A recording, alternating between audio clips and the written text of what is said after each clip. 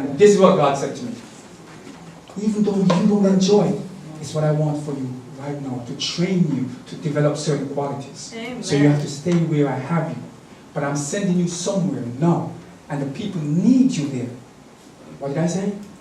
God said the people need you there. Amen. So I come here Thank you, Jesus. not to give you information. There are people here that are sick, and the only way that you overcome your sickness is to take what I'm going to tell you. I'm not God, I'm just a messenger. So, with that said, I have some papers here.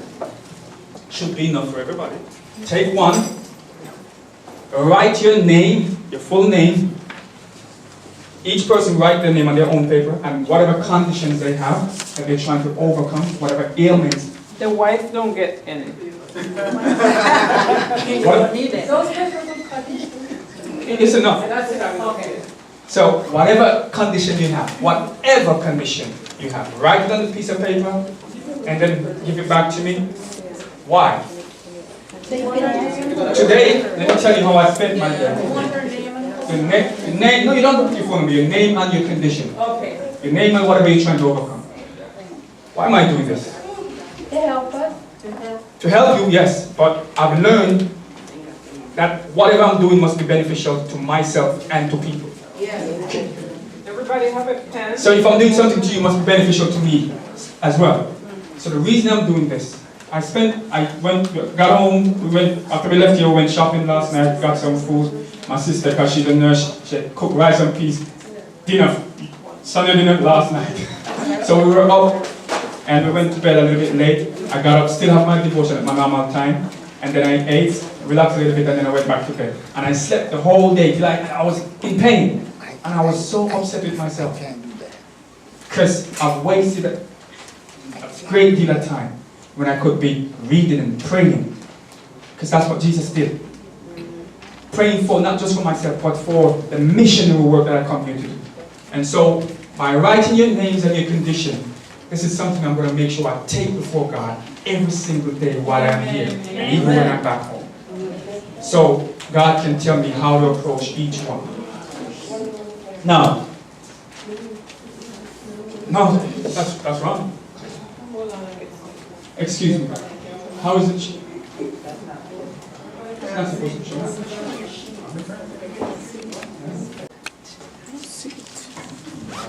Imagine she left her red glasses.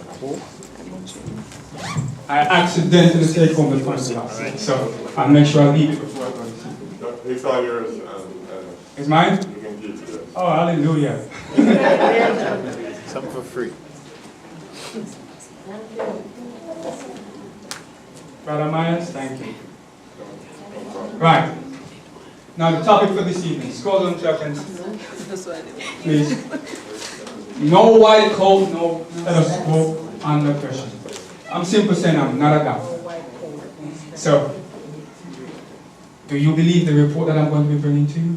It's down to you. Because obviously we're doing something wrong in healthcare. Yes. They say they're giving you healthcare, but they really don't care for you. They take your money. But you have the same condition, no change. The woman with the issue of blood, how many years did she have it? 12 years. And she went to all the physicians. And the scripture, Mark give one account, Matthew give one account, Luke give one account.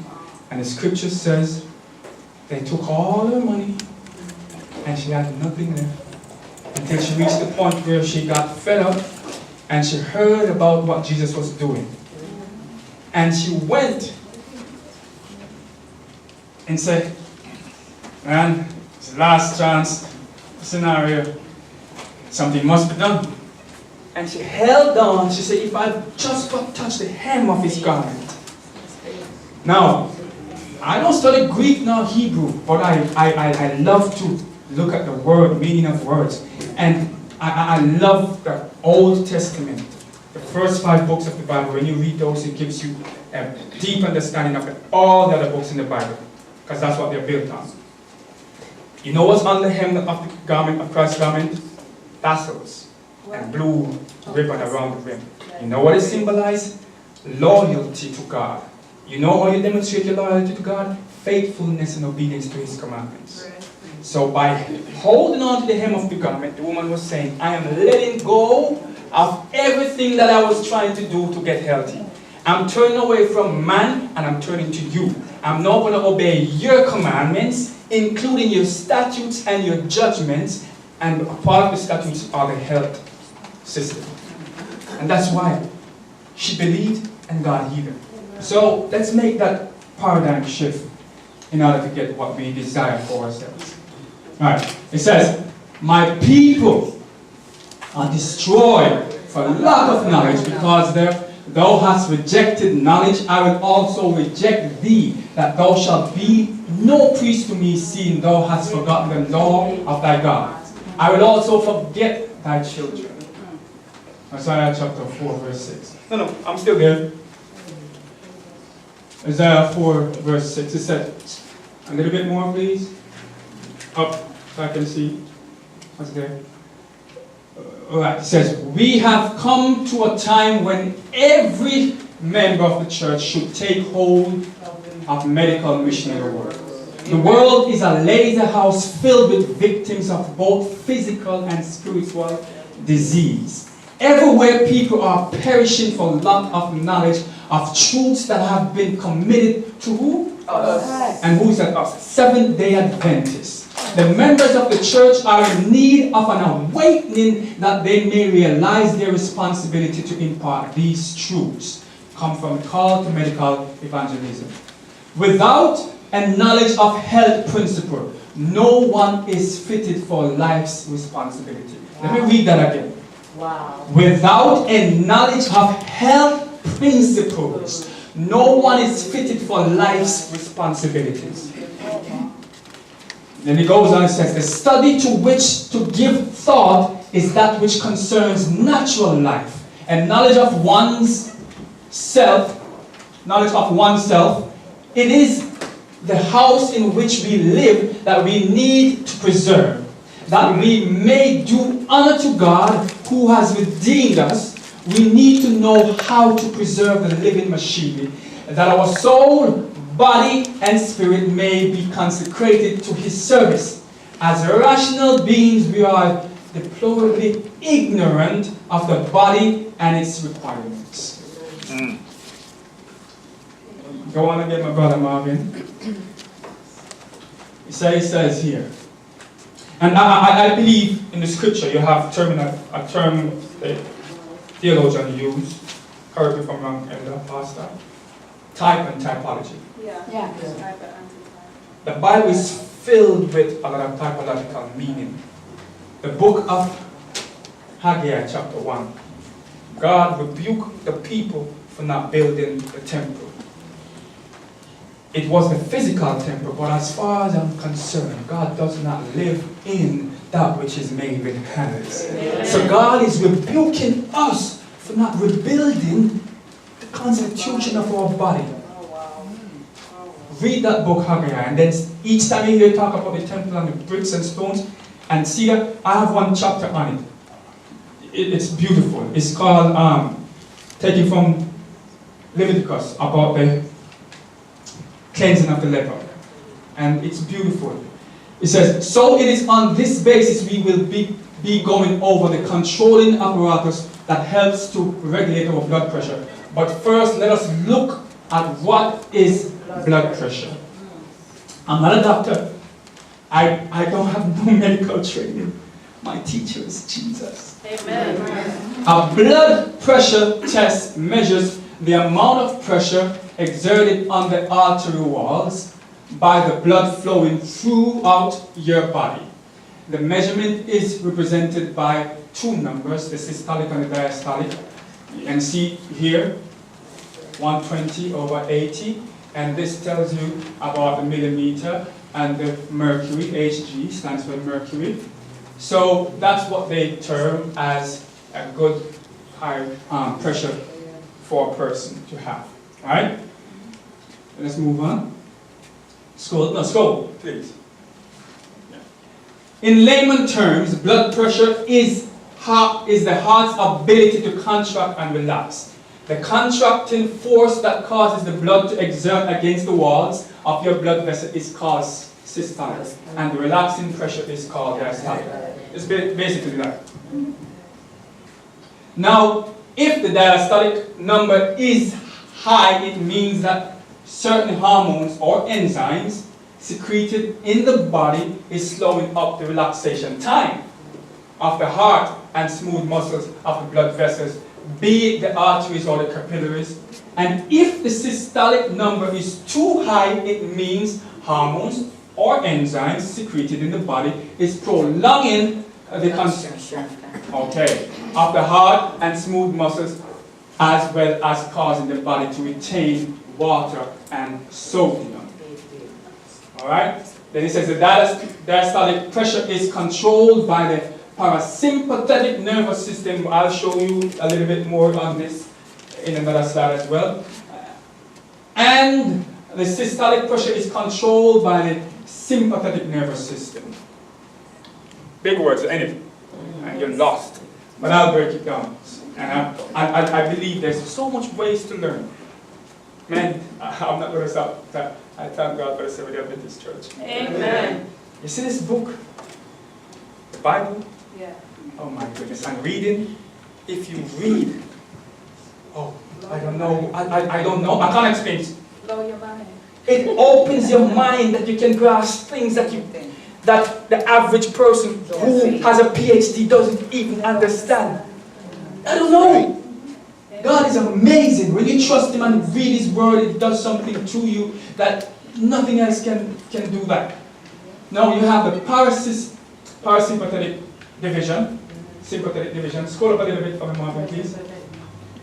So what you see here, what it's basically showing you is that the mind, which is the brain, and the stomach, are related. But don't look at the body as separate parts.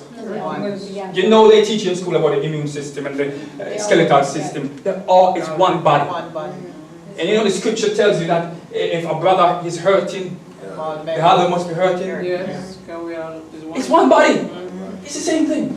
So you have the eye, it's showing you here the different things. It says constriction of the pupil. It's showing how it dilates. So one causes it to constrict, one causes it to dilate.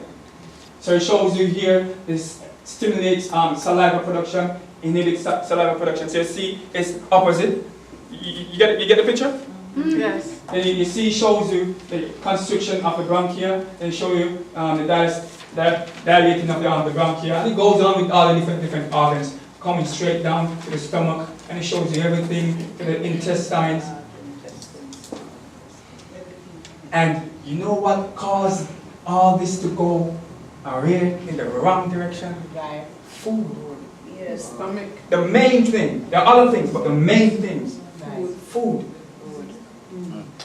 Keep scrolling now. It says the parasympathetic nervous system and the sympathetic nervous system are two divisions of the autonomic nervous system. So the autonomic nervous system is something that you don't feel. It's happening and you have no control over it. None whatsoever. I have control of moving, but I don't control the heartbeat. I don't control the glands releasing hormones. I don't control those things. Now we get into the meaty part. And it has a lot of scientific terms. I can't do away with them. It's the terms that are there, but I'll try my best to explain them as simple as possible. It says, the topic looks at the renin angiotensin aldosterone system, or RAS. Not RAS as in Rastafari. It says, go back. So, is an involuntary bodily function. So here we go, it's a part of the autonomic nervous system. Involuntary bodily function carried out by the endocrine system, and it plays a big role in the regulation of long-term, notice, long-term blood pressure and extracellular volume. So if you're suffering with blood pressure, please pay attention. If you're suffering with long-term blood pressure, please pay attention to what I'm explaining here, because every part have a role and you can fix whatever issue you have, and you don't have to be taking medication ever again, honestly. Before I carry on, a friend of my wife suffered with high blood pressure for 3 years, and she's been taking medication, and the medication is still not helping her. Her foot is swollen, can't really walk properly, pain or what. So I told my wife some stuff, and she passed on the information to her friend about one little flower, hibiscus. Boil the hibiscus flower and drink it as tea. She went home. Did you get rid of hibiscus, or she picked it herself? She picked it herself. She picked the hibiscus, boiled it, drank it, and immediately, this is what she told my wife, so I'm just reporting what she said. Immediately, her foot started going down. And she says, never in my life have I been taking medication, and now I've nothing work like this. And I will not take another medication. That's what she said. End of it. So God has everything out there for us. I have one topic that will show you that how they actually make drugs. Because everything that they do is just copying what God has already done, but messing it up. Adding chemicals to it. So here you have the system now. So what you see here, the liver produces angiotensinogen. Angiotensinogen looks like this. Alright, so it comes from where? Liver. Okay, so angiotensinogen comes from the liver. Carry on, Marvin. Thank you. As you can see here, the liver releases angiotensinogen, a renin substrate. The substrate is something that you have to act on something else. So I'm here. I can't get to here except somebody come and help. Get the picture? Yes. Good. So, where am I? Into the blood circulation. Normally, whenever this happens, it is usually in response to two things: low blood pressure and adverse changes in sodium concentration. Mark that. Sodium concentration. Sodium concentration. You know they always tell you that you have too much salt in your diet.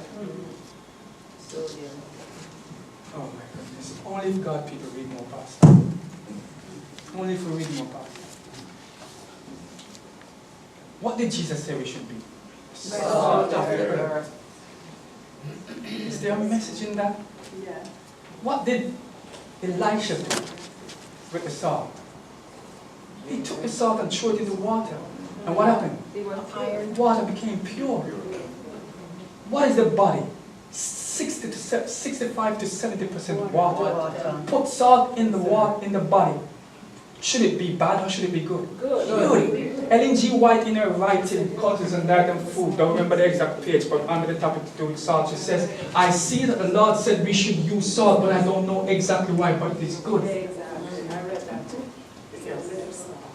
She didn't know the scientific reason, but I can explain what the scientific reason. I wanted to do an exercise here this evening, but I forgot.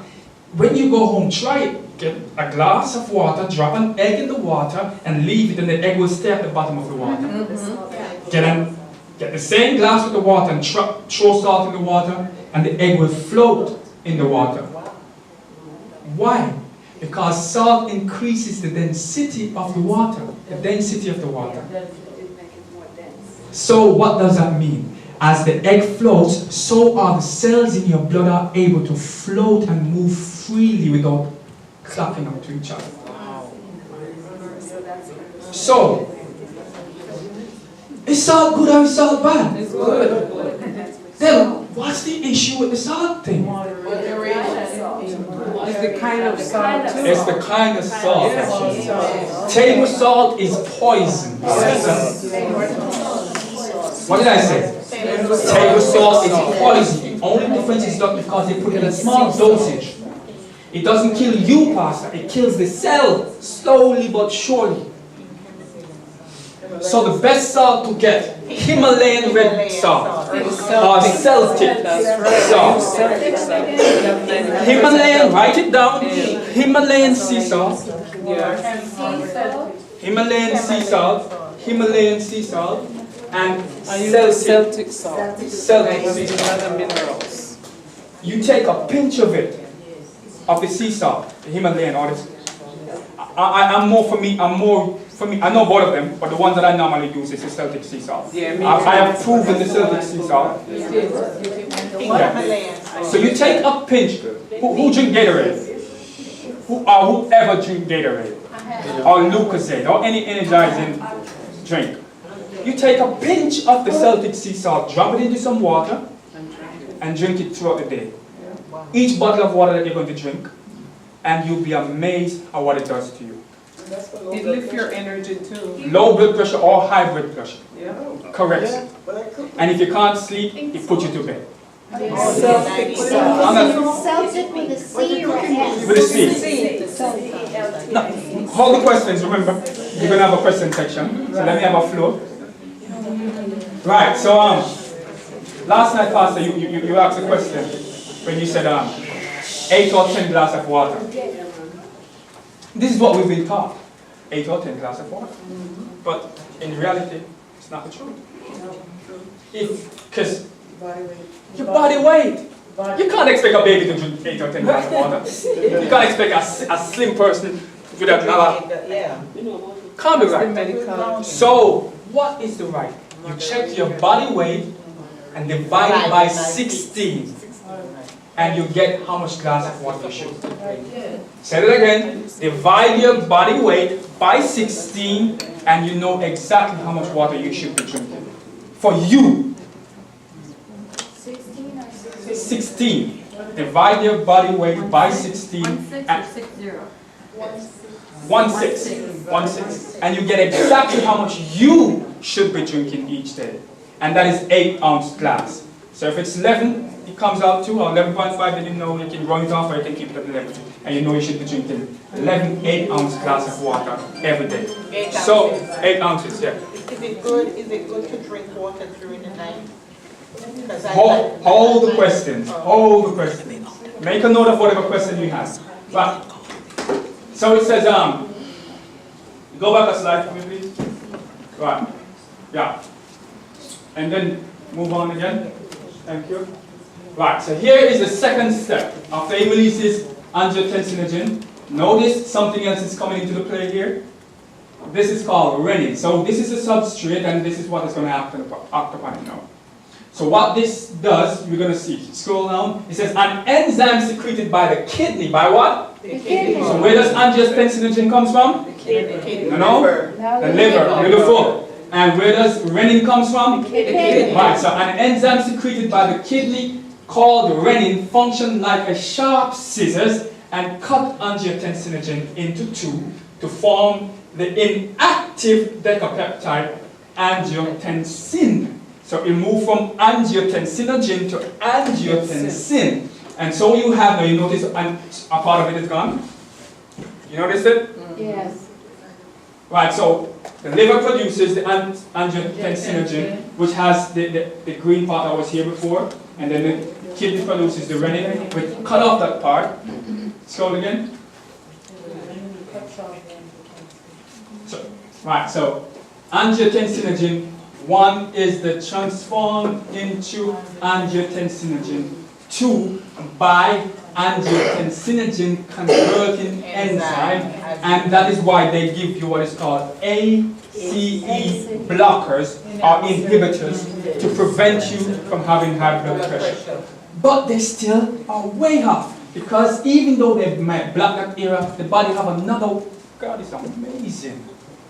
So even if that area is not working how it should, lower your blood pressure or increase your blood pressure, it has another channel that it can go through. There's more than one door. So what you see here is the ACE. Where does it produce? Remember, I have oils to give away, and there are questions that are going to be asked. So let me go over it. The liver produces what? Tensinogen. And the kidney produces what? Renin. And right, and now the lungs produce ACE. Okay? So he says ACE converts the inactive decapeptide angiotensinogen into the vasoactive peptide. And explain. and angiotensin 2, which can affect the diameter of blood vessels, which in turn affect blood pressure. So it's going to cause it to constrict. So now you see here, the acting of this upon this changes to another thing, another molecule. All right, you get the picture, right? Okay. So in this picture, you can see here there are some other things. This is an endothelial cell. The endothelial cells are the cells that line your blood vessels and other smooth muscle tissues. Okay? And this here is a receptor. And they have important part. Marvin. It says ACE is chiefly found in the lungs, but it's also produced in the thin layer of flattened cells that lines the inside of the body cavities like the kidneys, adrenal glands, brain, and heart. So that's in the flattened cells, the endothelial cells that I show you. Right? So in the arteries as well. So if the lung is not producing it, it can come from somewhere else. God is amazing. Amen. Right, it says, David once sung, I am fearfully and wonderfully made. I can testify to that simply because I have been blessed to understand some of the things about the human body. Take, for example, there are other pathways that do not use renin and ACE to act upon the substrate angiotensinogen and angiotensinogen 1, which I will show you now. So what you find here is you have angiotensinogen with the same little thing that got cut off by the renin. And you have angiotensinogen 1 here, but if you notice it says a non-renin pathway. So it doesn't need this to change it. It doesn't need this to change it. Then it says here a non-ACE pathway. But what does it use? It uses kinase. It's another thing. It uses TP. It doesn't matter if you don't understand those terminology and those words. That's not the point. The point is to understand that underlying simple thing, which is you can help yourself. That's right.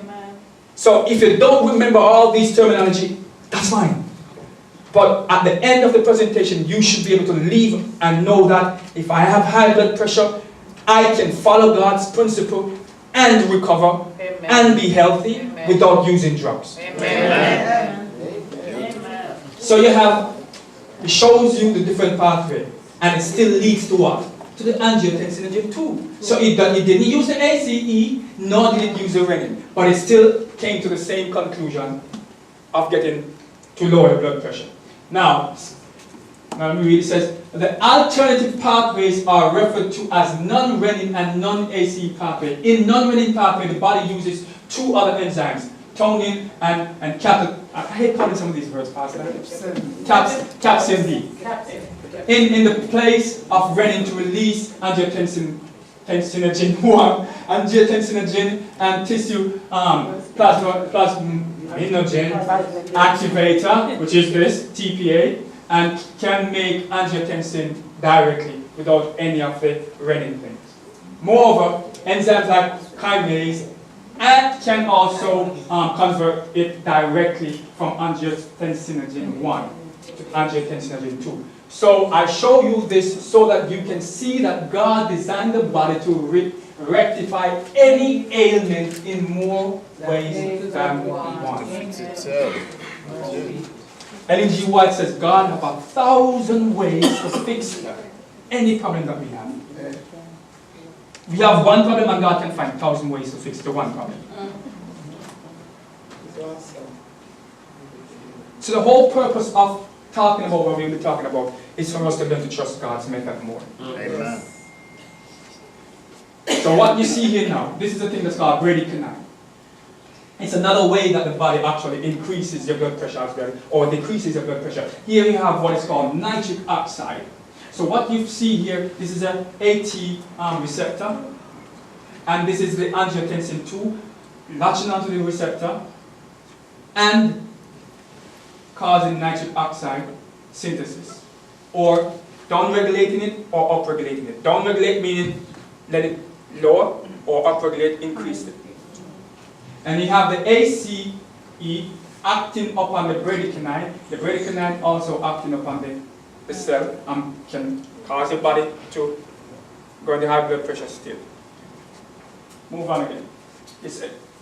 This illustration shows that both angiotensin 2 and AC inhibitors inhibits the production of nitric oxide. Nitric oxide functions as a vasodilator. So if you have blood pressure, what do you need? It means something to dilate so the blood can flow. What is nitric oxide? Do you know the quickest way to get nitric oxide? Anybody? This is going to be a question I might ask. The quickest way to get nitric oxide is to breathe. Breathe. Is to breathe.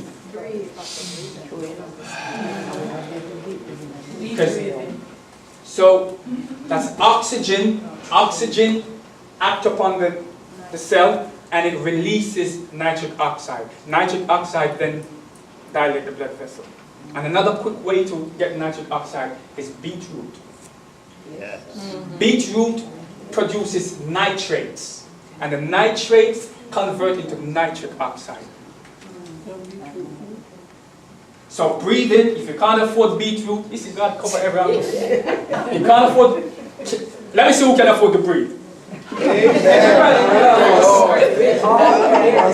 So you might not be able to buy beetroot, but you can breathe. And one of the best ways to breathe is just go for a nice early morning walk. And if your neighborhood is not safe, just stay in the house and on the spot with the windows open.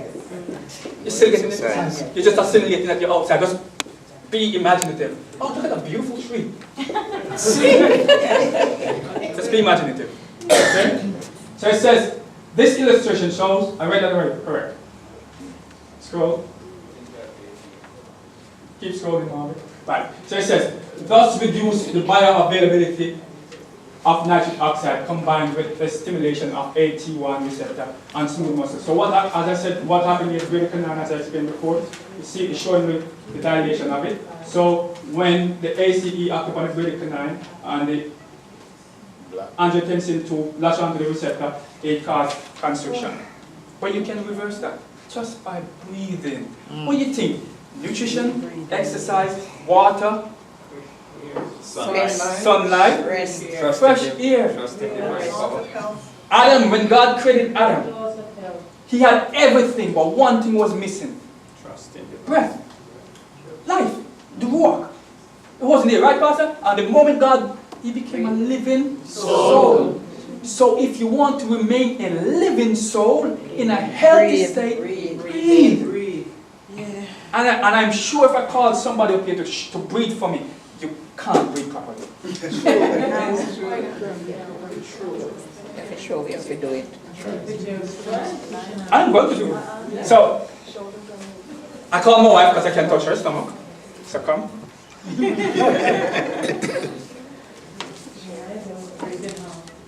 Any married couple? Let me see your hands. Married couple? Come on, both of you. I want to go where everybody can step up. I want everybody to step. I taught my wife this so she would be able to get it. I hope. Don't let me down. So, breathe for me, my wife, please. Alright, you see, I didn't learn this until I started doing vocal training. Going up and down. Put your hand. No. Put your hand and you breathe for me. Alright, you saw the difference? Yes. What's the difference? Shoulder go up. So she's breathing from here. Yes. That's not how you breathe. She's still getting oxygen. But for it to be effective, you breathe from your diaphragm. Do it again. Do it again. Diaphragm goes out. Yeah. I think we all need a breathing exercise. So, the way how to improve your breathing exercise, if you lie down, you will never breathe from here. You will always breathe from here if you're lying down. Automatically. Just lay flat and just Fly on your back. You will breathe from here automatically. Olga, do it again. So, yes, just like in the back. So when you breathe When you take in here, your stomach should go out. When you're blowing a balloon, you go, what happened? It expands. So just consider you taking air is like blowing a balloon. So you should go like that. But most of us, when we do, it goes in and the chest goes out. So we're doing it wrong. So we're not breathing properly. Therefore, your blood is not getting the proper nourishment of oxygen. And what happened? The life of the flesh is in the blood. And therefore, you're not actually living. You're existing. Mercy.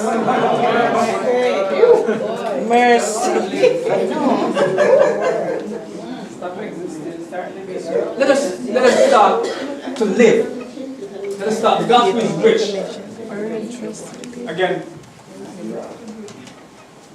So what you see here now is a whole stand. It says, in addition to the vasoconstriction effect stimulated of the AT1, which is this receptor, causes the adrenal glands to secrete. So something else comes in play now. Pay attention. Something else comes in play. So it says, in addition to the vasoconstriction effect of the stimulation on this receptor, something else comes in play. Let us say the Marvin now. So what you see, a hormone that is called aldosterone comes in play. Aldosterone comes in play, resulting in sodium and water retention, hence edema. Edema, whichever way you pronounce it. Meaning the body starts to swell, hold the water. And that's because of this. That is released by the adrenal gland. The adrenal gland sits on top of the kidney, on both sides of the kidney, and it releases that. Now the reason the hibiscus was able to help the young lady, because the hibiscus have properties that inhibit the production of this, but let the rest of the body work normal. But the drugs that they will give you will prevent this, and then cause you to take another drug to prevent it. And another drug to prevent, and another drug to prevent, until you can open your own pharmacy. No question at the moment. At the end. So aldosterone results in sodium and water retention. Sodium retention combined with vasoconstriction undoubtedly leads to increased blood pressure. And when you have water retention and sodium content in your body high, something is missing. Potassium is gone. I said it last night, you have, every cell have what is called sodium-potassium pump. That opens up and closes. Allows potassium to stay in the cell more predominantly, and sodium to stay outside of the cell. So when you have high sodium and high blood pressure, that means your potassium is way low. And if you want to increase your potassium, 1 banana, 2 banana can't cut it. A banana only gives you roughly 300 to 400 milligrams of potassium. The average supplement that you buy at the shop can't even cut it either. It only gives you about 90 to 100 milligrams of potassium. To get it right, you have to eat at least 9 to 10 cups of vegetables. And I don't eat that much. Because the Bible says it must be temperate. And don't overeat. But if you juice it, you can get that much. There you go. If you juice it, you can get that much. But in Jamaica, we can't afford so much vegetables. Growing up, they used to farm. No, we import. We don't export anymore. And the land that I'm living on, praise God for it, it's filled with clay. So nothing really grows. I know. And I don't have the green thumb. My neighbor does, and she's teaching my wife. But I don't have the green thumb. Meaning I don't plant. So, but I question God, what should I do? Because I want to help people. And people can't afford to buy these supplements in Jamaica. So what can I do? God showed me, boom. All those herbs that you use to season your food, the thyme, they're filled with it. So what I do, I buy them in powder form. And if I don't buy them in powder form, I powder them myself. And then God showed me something beautiful, cream of tartar. Cream of tartar. Cream of tartar that you use in your baking to make icing or to put in the cake and new stuff. Cream of tartar is simple potassium tartaric acid. What? So 1 teaspoon of cream of tartar give me 495 milligrams of potassium. 1 teaspoon. And our body needs 4,700 milligrams. What did I say? 4,700 milligrams each and every day. Wow. But you have to bear in mind, if you're a healthy person and your potassium is not too low, you have to watch how much you take because potassium can shut off the heart.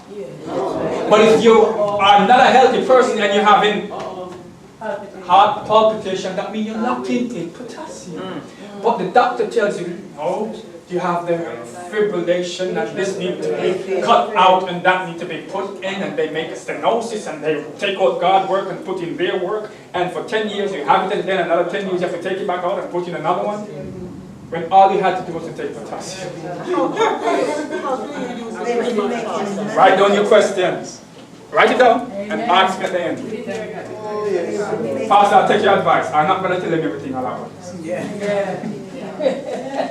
So, it says, at this juncture in my presentation, I would like all of us, sorry for putting you, all of us to get our Bibles and read with me a few well-known Bible passages. But I already discussed it, so we won't have to read it, because I mentioned it to you.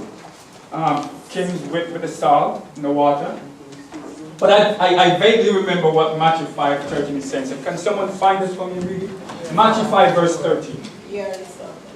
The other salt of the earth. Thank you, my sister. So I already mentioned it. Alright? But put the passage down, take a note of it. Go home, read them, think about them. What is God saying to me?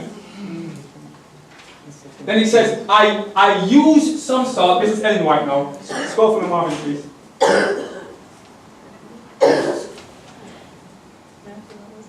I use some salt and always have, because from the light given me by God, this article in the place of being deleterious is actually essential for the blood. And I explained to you why earlier before. The way, the whys and wherefore of this I know not, but I give you the instruction as it been given to me.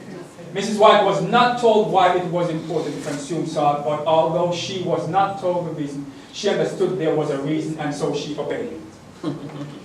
Did you know that a lot of times God talks to the prophets don't have a clue what God is saying to them? That's true. But they just did the message? Yes, And they did what God told them to do? Don't believe me? Read the book of Daniel. Daniel didn't understand. Not everything. So what did Daniel do? He prayed. And then God gave him understanding. And something he still didn't understand. And God said, I'm not going to tell you, God, just shut it up because it's nothing to do with you. It's not for your time. Whose time is it for? Our time. Our time. Brothers and sisters, we risk our lives when we do not obey the health principle. Notice what I said, we risk our lives. But I'm going further. We risk our soul salvation when we refuse the health principles. What did I say? We risk our soul salvation when we refuse the health principles. Use the mic.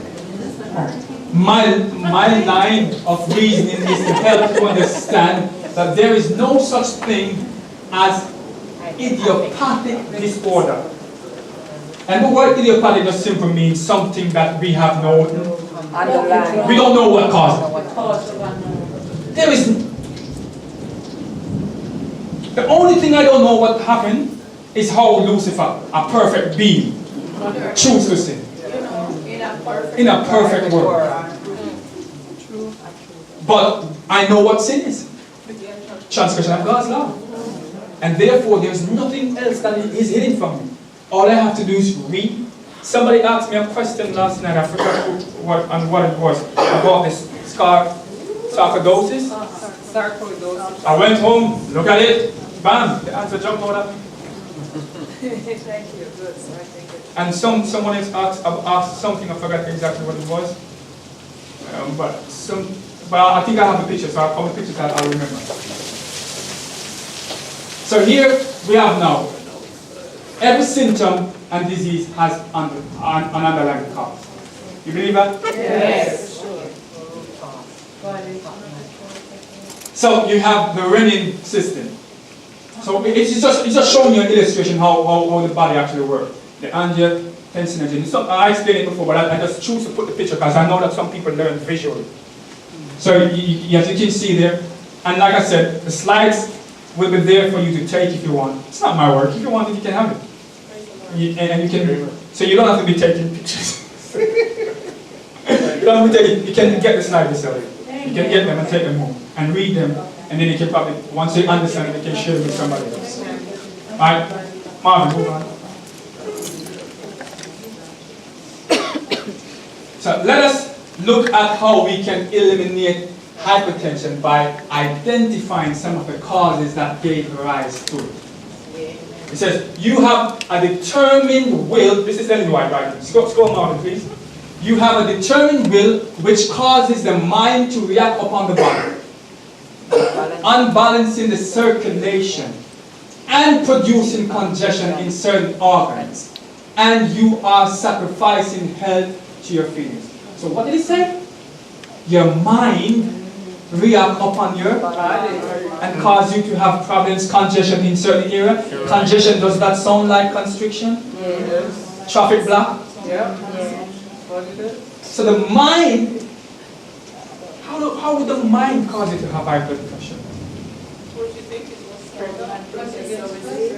You get stressful. And here, the stress, when you are stressful, you know what happens? The kidney, which has the two adrenal glands, releases what? Cortisol. And you know what cortisol does? And you know what else it does? Cause you to put on weight. And you know what else it does? Suppress the immune system. And you know what the Bible says? A merry heart doeth good like a medicine. And so when your heart is merry, the proliferation of cortisol is stemmed.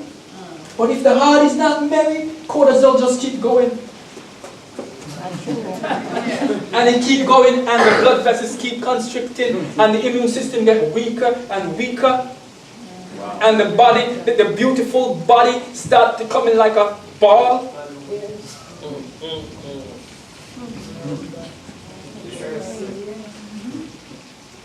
The exercise of the brain is studied without, the exercise of the brain in study without corresponding physical exercise has a tendency to attract the blood to the brain, and the circulation of the blood through the system becomes unbalanced. The brain has too much blood and the extremities too little.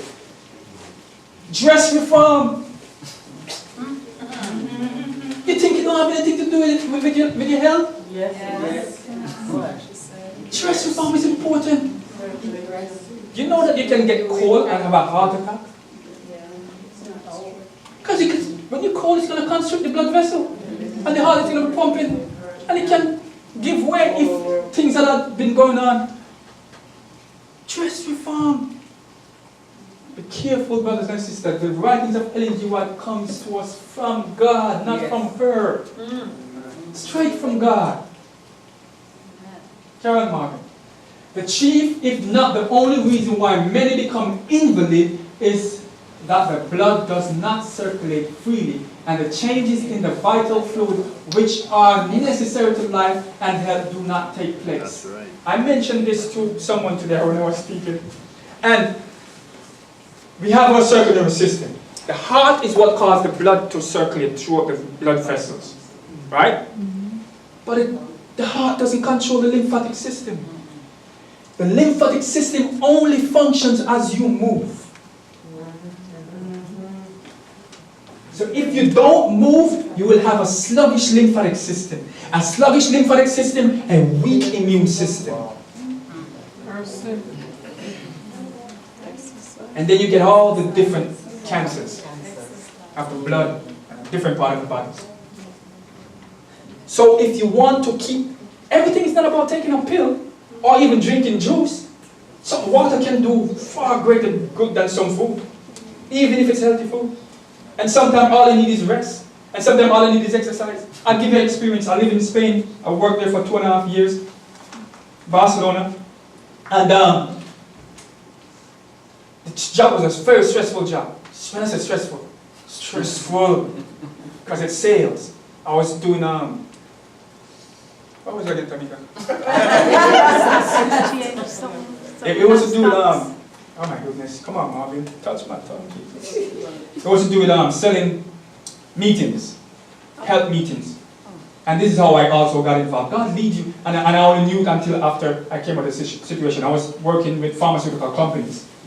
Don't know why, but every project that I went on was to do with pharmaceutical, to do with health, to do with how drugs are developed, how clinical trials are done. I didn't understand why, but now I understand. And I'm glad for the research that I did then. Praise God. So it was to do with meeting, business meeting, selling people for lots of money. 45,000 to come to a meeting. And we promise you that we'll make you meet somebody. Which, yes, we'll let you meet a person, but if you get the sales from them, that's down to you. But it was stressful. And when I say stressful, one day I got up. Couldn't move. Could not move left nor right. Freeze. The whole body freeze. Pain. Headache. And every time it happened, something happened to me, God sent a specific, because I went to a Romanian church for almost a year, and I had a person translating for me. And the girl brought me a book. It says exercise. And I live about 1 hour and 50 minutes in walking distance from work. But it's a long road called Higher Diagonal, and it's very long. And I live at like the end of it. And I walk every morning to work, from God told me that. 1 hour, 15 minutes. 1 hour, 50 minutes, back. And the pain and the headache and everything, God. And then some other issue came up, and God said, drink water. And I took one of those 8-gallon, or whatever it was, I don't remember if it's 8 gallon, I don't know what it was. What are the big ones? 5. What? 5 gallon, yeah.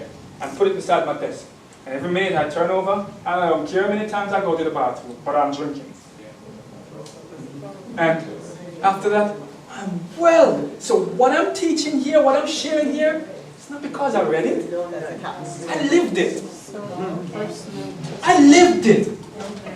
So when I read Ellen G. White writing, it's not because I believe it's coming from God. It's because I experience it. So if I share with you, believe me, believe my report.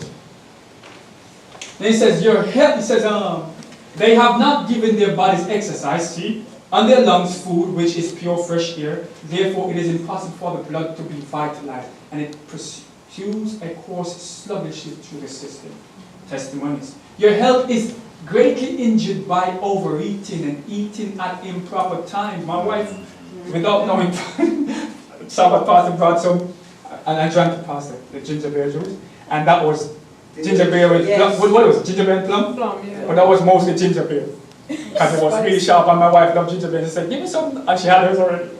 So, but I drank it, but at lunch, I had already eaten, and I went out, and I came back, and my wife was offering me some. And I said, no, you can't give me that. I've eaten already. But just taste it. I said, no. And Eve was still pushing. Because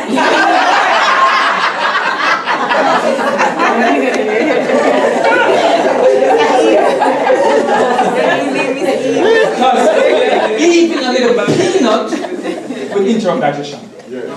Even if it's not water, it will interrupt digestion. Okay. If it's not water, and water should be drunk after a meal, minimum an hour and a half.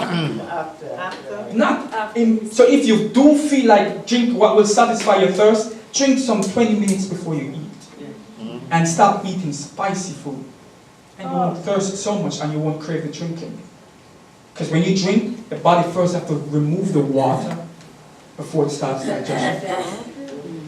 And did you write these things? And scientists know, I know these things. But you wrote them down. Right, your health is greatly injured and overeating, and by overeating and eating at improper times. This causes determination of the blood to the brain. You are in danger of epilepsy, like arthritis, seizures, strokes. And if you continue to disobey the laws of health, your life will be cut short suddenly. Suddenly. And it's not talking about lying with your son. Let's move on. And this is what leads to like insulin resistance as well, which is another thing, a topic we'll talk about. Flesh meats will depreciate the blood. Cook meat with spices and eat it with rich cakes and pies, and you have a bad quality of blood. The system is too heavily taxed in disposing of this kind of food. Too much sweet. Right. Too much sweet. Question: what is metabolic syndrome? What is metabolic syndrome? Answer: metabolic syndrome is a cluster of conditions. Cluster of what? Conditions. High blood pressure is one of them. High blood pressure, high blood sugar, excess body fat around the waist, high cholesterol or triglycerides that occur together, increasing your risk of heart disease, strokes, diabetes, dementia, cancer, and the whole thing. Non-alcoholic fatty liver.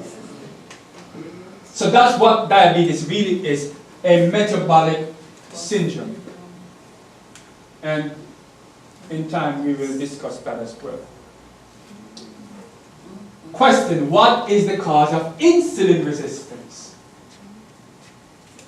Answer: insulin resistance is caused, could you notice the shift just now? We were talking about blood pressure and we jumped to insulin resistance because blood pressure and insulin resistance are correlated. Oh, yeah. Yeah, because it comes under the same metabolic syndrome that we suffer with. Yeah. Answer: insulin resistance is caused by snacking, especially on fake carbohydrate foods that are easily converted to glucose and stored as fat, or eaten between meals, and the lack of exercise, which in turn lead to lipid overload in the body. So the cells of our body have cell membrane, and the cell membrane is made up of lipid, cholesterol, and phospholipids. I found a picture, but I lost it. But I was trying to find another picture to put there, but I didn't find that one. So what actually happened? You have like this, and cholesterol fits in the middle. But if there's too much cholesterol, it causes things to come too close, and then when oxidation takes place, it hardens. So diabetes is basically, on each cell you have channels, ports.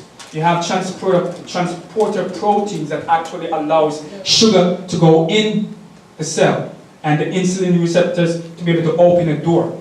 Now what actually happens is, like, if you put something behind the door and you try to open it, it doesn't open. So that's exactly what happens with diabetes. Fat blocks the opening of the door, opening of the receptors. So fat is the cause of a whole lot of disease. So fat is the underlying cause, but not plant fat, animal fat, cause diabetes and a whole lot of problems.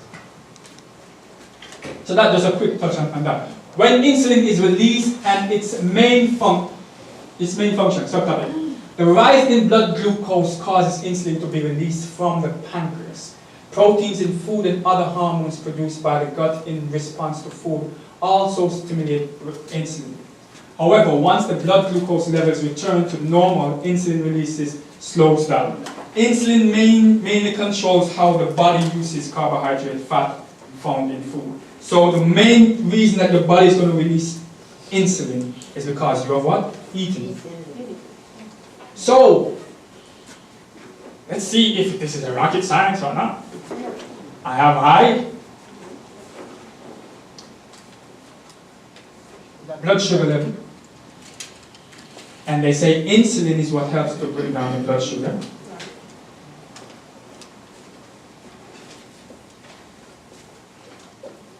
And they tell you, at the doctor, eat smaller portions of food. Right. That's what they tell you, right? Yeah. Eat smaller portions of food. Let me get 4 persons standing over there, please. Quickly. Move with me, quickly, please. You're here. 4 persons. One, two. One man. One man. One sister down. I'm working. Yeah, no. Give me 5. You need Two a man. Two men. Two. Remember, we're working with time. My time's so over. Working with time. No, stand between. Then you go between, Heather. So, you've eaten breakfast, insulin increase. Then decreases because of digestion. You've eaten again, Yeah. insulin increase. Digestion, insulin goes down. What happens when you eat, insulin increase, but digestion, and you eat again while digestion is going on?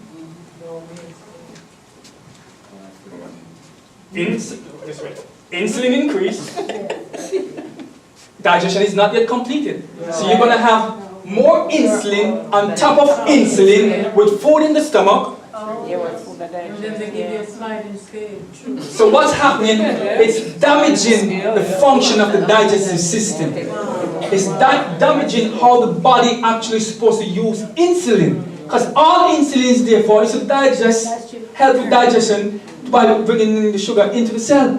But you're preventing it from doing its job by eating again, snacking.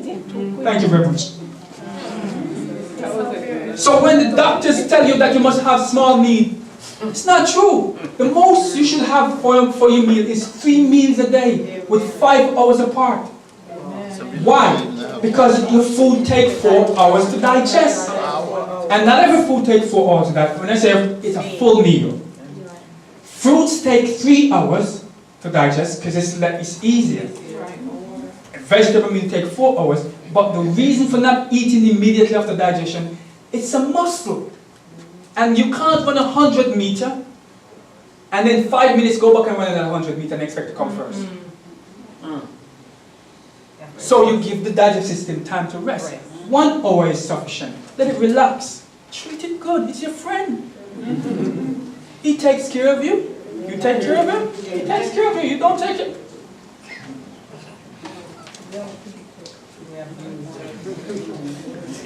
Marvin? Yeah. So the whole insulin and glucose system looks like this. Carbohydrates, glucose. This is the pancreas. Insulin. The liver requires small amounts of insulin. The fat tissue requires large amount of insulin. Because insulin is a growth hormone. So imagine this, Pastor. You suffer with diabetes and they tell you need to lose weight. Don't they tell you that? Yeah. But they give you insulin, which, you know, most insulin is made from pigs material. You didn't know that? Pig material. Everything making from pig material. Insulin is made from pig material. Yeah. So you have ones that you can get that doesn't make from it. So you can find out what you're getting. But the point I'm trying to make, they tell you to lose weight, but they give you a growth hormone that will cause you to put on weight. And you will go to the gym and pay your money, and you will run and you will eat healthy and still do not lose the weight. Because except you get rid of these 3 things that are causing you to hold on to weight, you will never lose the weight. Cortisol releasing too much. It's a growth hormone. Insulin releasing too much. It's a growth hormone. Estrogen releasing too much. It's a growth hormone. And there are things that you can do to keep them in their right proportion. How you eat makes a whole lot of difference. What you eat makes an even greater difference. Scroll a little bit, let me see what's on it. Elevated free fatty levels due to snacking, lack of exercise, or high dietary fat intake cause insulin resistance in skeletal muscle and liver in the following way. And this is how it goes. How do your cells react to high fat intake? Lipid overload damage the mitochondria. The mitochondria, as I said last night, is what gives you create the ATP, which is adenosine triphosphate, which is simple cell currency of energy that causes you to be able to feel alive. If you don't have that, you're in trouble. And low-grade inflammation. So you get low-grade inflammation. You're not getting sick too much, but you're sick. If I have one sin, Pastor, and Jesus come, I am lost. One. God look at me and every part of my life is beautiful, but I have one fault. One. The door is closed on me. That's true.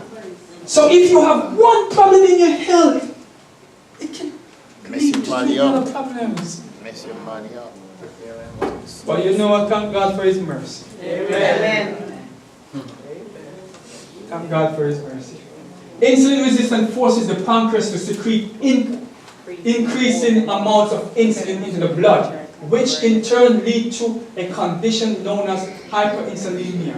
And they love to give names to things. A gentleman did a research and he found about the pancreas having certain cells and he gave it his name, the islet of Langerhans. They love to put their name on everything. It is God. We don't know the name, but they just put name. They love credit. Everything they find, they go, oh, I first discovered it, so I'm putting it in my name. It's their research. And the Bible says there's nothing new under the sun. So they think they discover something. Yeah. Oh my goodness. Hyperinsulinemia causes the body not to break down fats, thus producing lipid overload, mitochondrial dysfunction, low-grade inflammation. These contributes to the development of arteriosclerosis, vascular diseases, and increased fat synthesis in the liver known as non-alcoholic fatty liver disease. This is the very reason God wants us not to eat animal fat. Do you see this in the Bible? Leviticus chapter 3 verse 17? Yes. Did God want us? Yes. So we think, okay, I don't eat pork, so I can eat my chicken, I can eat my turkey. Don't get me wrong. It's gradual. Let me give you a quick testimony. Gradual. Because when I became a 7-year Adventist, I just running everything. When I heard about the health message it clicked with me, I just got up. And I was weighing 145 pounds, active, very good footballer in Jamaica, and very active. And I went from 145 to 123, and from 123 to 103. And the guy said, "Boy, you got that crack?" But I was losing weight because of the drastic changes that I made. Eventually, as time goes on, I learned what to do, and I recovered with over a period of time. I hate that. The end, good. And time too. Amen. And time too. 5 minutes. God is good in it because I don't know how I write these things faster. I don't know how I retain them. But promises that God made to us are true. And I don't know how it fits in the time. Because sometimes I'm saying, am I going to go over too long? But it fits in place. So, did you write your names and your conditions on the papers that you give? Can someone collect them for me? And give.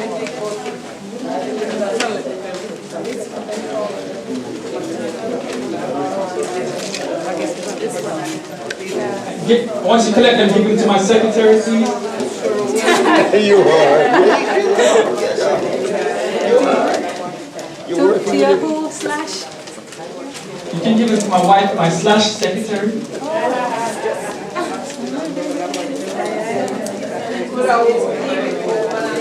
Can I ask my question now? Yeah, man. Let me second.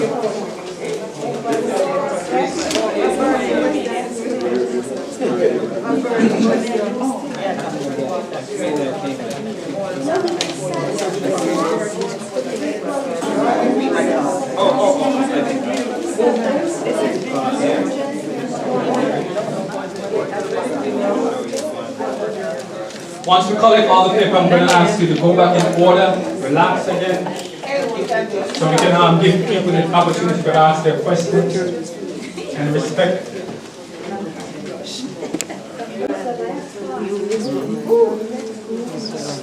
So if you notice, I'm not telling you how to get rid of these problems. I explained to you the cause, the underlying cause, and I drop a little hint and there of what you can do for yourself. Because there's a night that will be dedicated to all the remedies for each problem. There will be a night dedicated for all the problems. Okay? There will be a night dedicated for all the problems that you'll be facing. When is that? I don't know. You will know when. You will know when. Insulin, cortisol, and estrogen. And that's the honest truth. I've learned not to plan, Pastor. That's right. I prepare, and God tell me what to do. So, first question, can we settle down so we can give the person the opportunity to speak, ask their question, and then I can try by God's grace to answer. If I can't answer, I don't know everything, okay? My sister. My question is, I drink water. Yes. And I drink it straight through the day. But I find myself drinking more water at night. And I'll get up as soon as I go to the bathroom and maybe sleep for another hour, and I'm awake again and I have to drink. You know, when I finish using the bathroom, I come back, I drink water. Go to sleep, go to the bathroom, drink water. So I drink water straight through the night, so I'm not getting the proper sleep that I think I should. And I think I drink more water at night than during the day. Is that wrong? So it's a choice, it's your choice. So you can switch it up and drink the water in the day more freely. Okay, but let me go. During the night, it's like my whole, sometimes I don't have no saliva in my mouth. So you feel dry. dry. It's very, very dry. Okay. Yeah, it's very, very dry during the night. So that's what I guess I'm forced to drink the water so that I can, you know, have saliva in my mouth. Right. Good. So the problem what she's having, did you hear what she was saying? Yeah. The problem what she's having, she's drinking water, but the cells are not hydrated. Because in order for your cells to be hydrated, you need minerals. You heard of the term electrolytes? Yes. So the same Celtic sea salt that I mentioned, take a sprinkle, and each time you're going to drink water, put it in there. And I promise you, your mouth won't be dry as I would used to before, and you'll sleep like a baby through But it. you know what I'm thinking too? I'm thinking, as you said, the medication that I'm taking, that's what's drying out my mouth. Oh! Now she painted a different picture. I'm saying all this to say that, based on what you're saying now, I am thinking, and I knew it, that basically the reason why I'm drinking water at night and when I'm all dried up is because of the medication, but during the days I am sipping, so it's like I'm not seeing the dry mouth. All right. So what happened? The medication caused a depletion of your minerals. Because when you take medication, the body don't want to keep it. So as it comes in, the liver just say, I need to get rid of this. And in order to get rid of it, the liver uses the minerals, the alkalizing minerals, the calcium, the potassium, to clear up these things. And it's sodium bicarbonate that's in our body, to clear up these things. And by using it to clear up these things, you become deficient in those things. And that's what leads to all those conditions. Thirsting, drinking, but still dry and not hydrated. So basically you do a pinch of the Pinch of it, but it still won't fix the problem because you're still on the medication. Right, but that have to gradually come off. Exactly, gradually. So whatever medication you're taking, you have to find something in nature that does the same thing without the side effects. And you mentioned something about the tartars. Potassium tartar. How do you use that? Cream of tartar, how do you use that? How do I use it? Let me tell you how I use it. I take a teaspoon of it, put it in my water, drink it, and I'm good. Or I mix it with, I'm telling you how I use it. Or I mix it with my herbs and drink it, and I go to the point. How you can use it also, you can put to start off, a quarter teaspoon in each water that you're going to drink. A quarter. Just a quarter, and a pinch of the Celtic sea salt. What kind of salt? Celtic sea salt. Celtic. C-E-L-T-I-C. Too many people spell it for me. All right. Next person, please. Okay. I had a similar issue like her with urinating through the night, and I had to do a lot of research, and you're right about the cream of tartar, but we have coconut water. If you drank 2 liters, it gives you the 4,800 milligrams as well. So I had the same issue, and I would drink a lot of water, and then I couldn't sleep, and then that messes up your hormones too, the lack of sleep. So I switched to coconut water, so it was 2 liters throughout the day, and that has moisture for your mouth as well because of the natural fat, and that helps. Good. So here you get a good I drink a lot of coconut sound water. advice. Well, But you drink 2 liters. 2 liters, that's what she's 2 saying. liters. You buy- Each day. I buy by the case at Costco and the liter. Good. I buy 3 cases. Good. So that's the potassium, plus she's getting other minerals as well. That's very Yeah. expensive. So coconut water is a, can we be quiet, please? Coconut water is a natural electrolyte. It's nature's electrolyte. All the minerals. And And that bounty. but what is important is what she says, the amount. 2 liters each day. And that's a lot. So the alternative, you can use the potassium toric acid. But the best thing about the coconut water is that it gives you other minerals, which is better. So the other way you can take it is what I do as well. I mix it with other herbs. Like, throwing it out there, I'm coming to you, throwing it out there, paprika. Paprika per 100 gram gives you about 2,400 milligram of potassium, paprika. Yeah. It's peppers. It's peppers, sweet peppers. And then you have turmeric. So I mix paprika, turmeric with the cream of tartar, also oregano. Yeah? Oregano.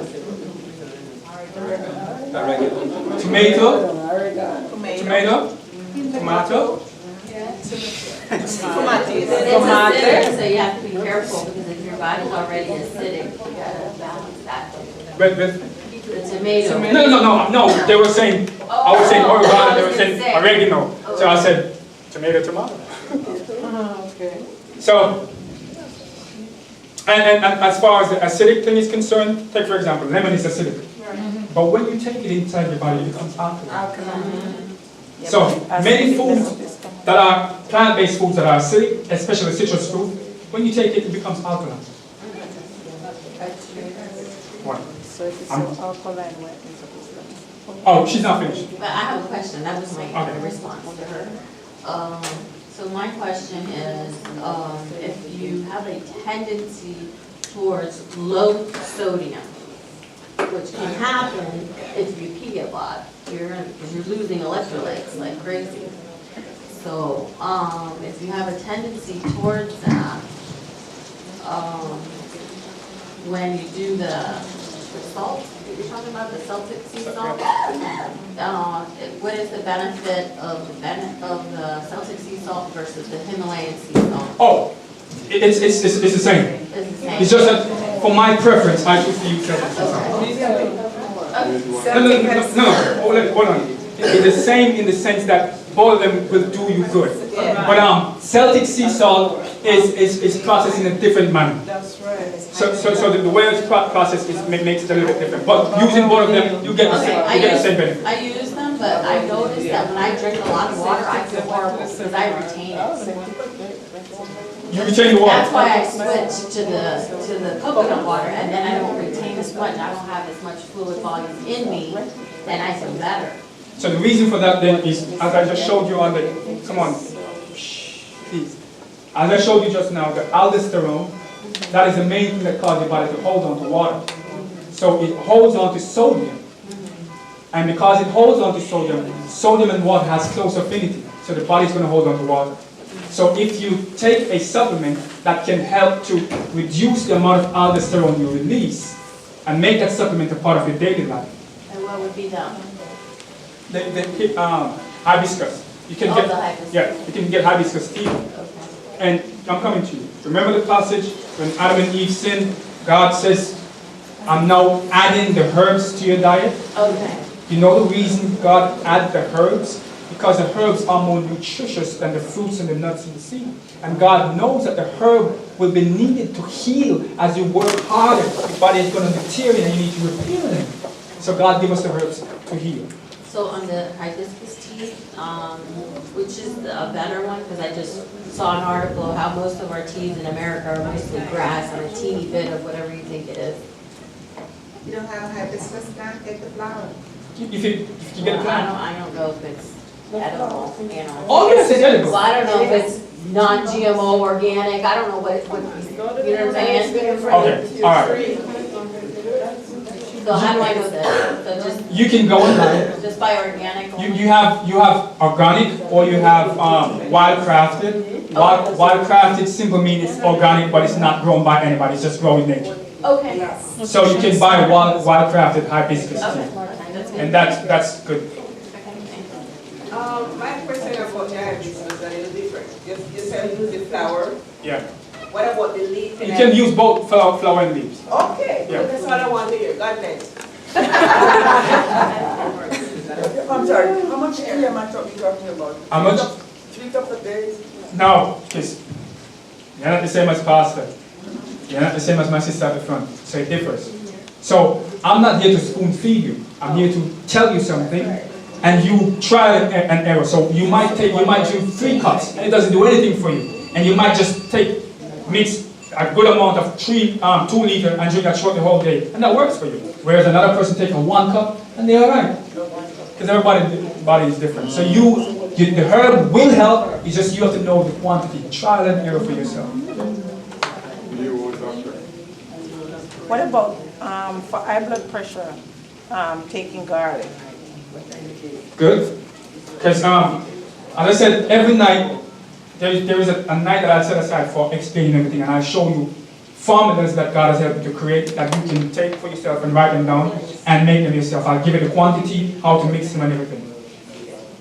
And garlic is one of them. Garlic helps to prevent what's called pre-oxidation of the fats. So take for example, butter might be harmful for you, but if you take a piece of bread and put garlic on it and then take the butter on it, you can eat the butter and it prevents the butter from being harmful. It prevents it from oxidizing. So the garlic prevents that. So that's how garlic helps. No, the gentleman in the back first. Speak up, Elder, please. In Genesis 1:29, but that scripture says all the herbs plants were made to cure man and heal man. We just have to do research to find out what everything is on earth. Everything is on earth to cure us, but we need to do research to find out. Every plant, every herb, tree, it has a purpose. We have to find out. But they're not all good for us. That's what I'm about to say. Remember, God gave us a story. He farmed, he planted, and he came out, and the servant says, who sowed those? And the scripture tells us plainly that God sowed good seeds, and the devil sowed also tears. So you have plants that are good and plants that are poisonous. So don't go foraging unless you know what you're doing. Yes. And some plants, that they have chemicals in them that are harmful, and if you don't know how to use them properly. So what I do, whatever herbs that I try to recommend to people, I try to let it stay close to the food section. And if I do go to herbs that are not actually food, I try to make sure that the herb doesn't have any harmful properties in it, even though it might be good, because I'm not intending to go to jail for anybody. I just want to help people. So I do my best to make sure that the stuff are food state. Next question, please. Yes. I heard that coconut water lowers your blood pressure. Is that true? She just mentioned why. Because of the minerals, the electrolytes. So if you naturally have low blood pressure, then you shouldn't drink too much of it then? No, and good question. It has a little sodium in it. That's it. So that's the last question. And what the question she just asked, you see how the body works? And I'm just going to use another analogy to show you. I weigh about 70 kilos, which is about 156 or 54 pounds, somewhere there. And while I was in Spain, I was struggling, God told me, just eat 2 meals a day, because I write a lot, and I research a lot. And he said, eat only 2 meals a day. And I'm there contending with God. I want to have a 3rd meal. And he said, eat, okay. And I was walking past the supermarket, and he said, there's a scale, go on it, weigh yourself. I go on the scale, 70 kilos. And he said, if you stay in 2 meals for about 2 weeks, I don't remember if it was 2 weeks or a month, and then weigh yourself afterwards, and you move from 70 kilo, then you can have 3 meals a day. And I went, scale, 70 kilo, did what God said, went back, scale, 70 kilo, said, God, you win. So how the body works, if you reach your body mass index, you won't move.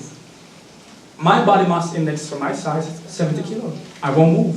So in the case of lowering, once you reach peak, it's going to balance out. That's it. I believe that. You follow what I'm saying? Yes. No, yes or no? When you're moving, you haven't reached it. So no, Pastor said it's a final question. So you can write it down and give me on a piece of paper and I can answer afterwards. But thank you for having me again, and I hope to see you all. Tomorrow night we will be talking about high cholesterol. Right. High cholesterol.